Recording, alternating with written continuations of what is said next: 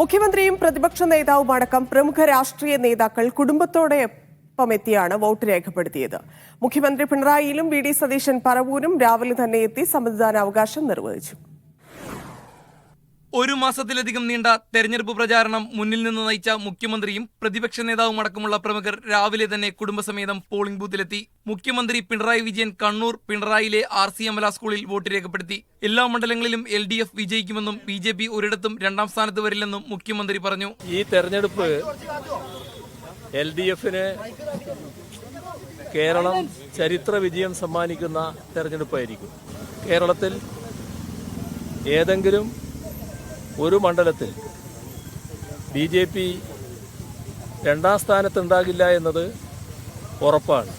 Ernakulam പറവൂരിലെ Kesari Balakrishna memorial കോളേജിൽ 109 ബൂത്തിലായിരുന്നു പ്രതിപക്ഷ നേതാവിന്റെ വോട്ട്.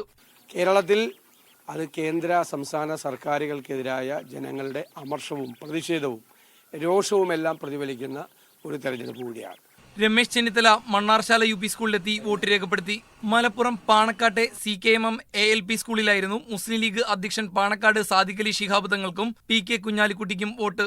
സംസ്ഥാനത്ത് UDF ആത്മവിശ്വാസത്തിലാണെന്ന് നേതാക്കൾ പറഞ്ഞു.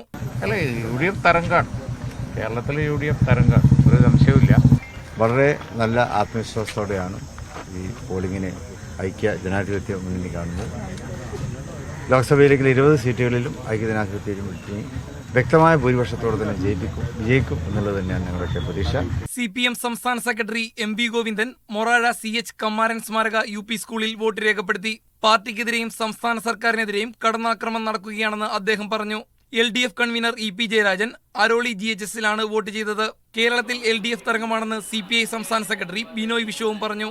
നാം ഈ കാണുന്ന കാഴ്ചയാണ് ജനാധിപത്യത്തിൻ്റെ സൗന്ദര്യം, അത് ശക്തിയും മഹത്വവും. ഇതിനെയാണ് നാം കാത്തു പുലർത്തേണ്ടത്. Election desk media 1.